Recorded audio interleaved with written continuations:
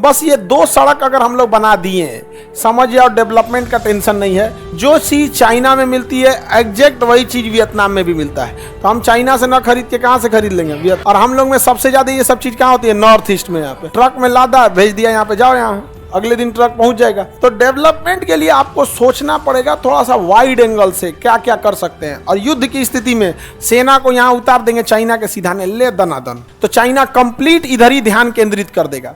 China को उधरों tension में देना है।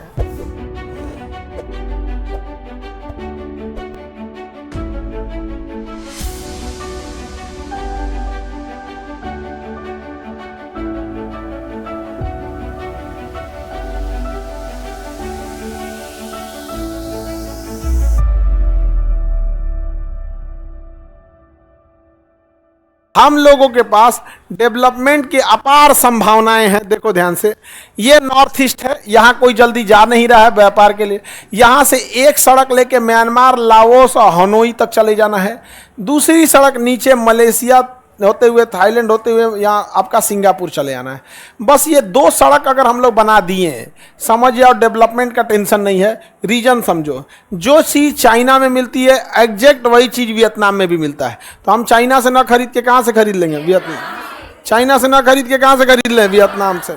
और सिंगापुर देख ही रहे हैं, यहाँ पर सिंगापुर इतना छोटा है, वहाँ पर कोई चीज़ रहने का जगह नहीं है। चल जाओ बमनी जा। सिंगापुर बहुत छोटा है, बहुत डेवलप है, और इतना छोटा है कि वहाँ बहुत सारी फैक्ट्रीज हैं जिसको लगाने के लिए जगह नहीं है। तो फैक्ट्री क्या किया है ना, पानी वाली जहाज खरीद लिया है, एगो बड़का जहाज, और उसी में 5 तल्ला पे 5 गो फैक्ट्री लगा दिया है। अब फैक्ट्री वाले कहाँ रहते हैं? समुंदर के ऊपर तैरते रहते हैं सब, उसी में से पैक होगा। बगल में एगो दूसरा जहाज लगेगी, उस पर मेड इन सिंगापुर ठप्पा मार दिया, गया काम से। अब वहाँ पे ना सब्जी, अनाज, ये सब चीज़ें नहीं होती, इतना छोटा जगह है।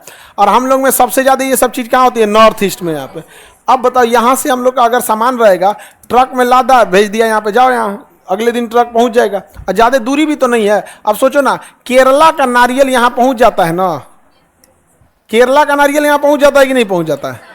पहुँच जाता है। तो अगर हम लोग का यहाँ से केरला का नारियल जब यहाँ पहुँच सकता है, उतने डिस्टेंस तो ये हनोई यहाँ पड़ेगा और यहाँ पड़ जाएगा, नहीं हो जाएगा। तो डेवलपमेंट के लिए आपको सोचना पड़ेगा थोड़ा सा वाइड एंगल से, क्या क्या कर सकते हैं। और युद्ध की स्थिति में सेना को यहाँ उतार देंगे चाइना के सीधा ने ले दनादन, और नहीं तो चाइना कंप्लीट इधर ही ध्यान केंद्रित कर देगा। चाइना को उधरों टेंशन में देना है। उधर भी जब चारों ओर से बिखर जाएगा तब थोड़ा सा राहत आएगा। तो अभी पता नहीं क्या कर रहे हैं हम लोग। हम बिहार वाले तो सड़क के मामले में बहुत पीछे हैं। दुनिया जब एक्सप्रेसवे पे चली गई तो अभी हम 4 लेन बना रहे हैं। खैर, हमारे यहाँ 4 लेन ही चाहिए, क्योंकि अपने यहाँ पर कैपिटा इनकम इतना कम है कि बहुत कम लोगों के पास 4 व्हीलर है। एक गांव में देखेंगे तो 4 को 5 को 4 व्हीलर मिलेगा, ओकरा से ढेर नहीं मिलने वाला है। ट्रैक्टर वोक्टर मिलना अलग चीज़ है, वो यूज़ की चीज़ है, ऐसे गाड़ी वगैरह नहीं मिलेगा। और वो रखेगा बोलोरो, EMI पे बोलोरो चलेगा, ऐठेगा उसी पे। दिखावा भी तो बड़ी ज़्यादा करते हैं। एक हम लोग के पास पैसा है नहीं, अब पैसा आ जाता है तो उड़ने लगते हैं लोग। दोनों समस्या है।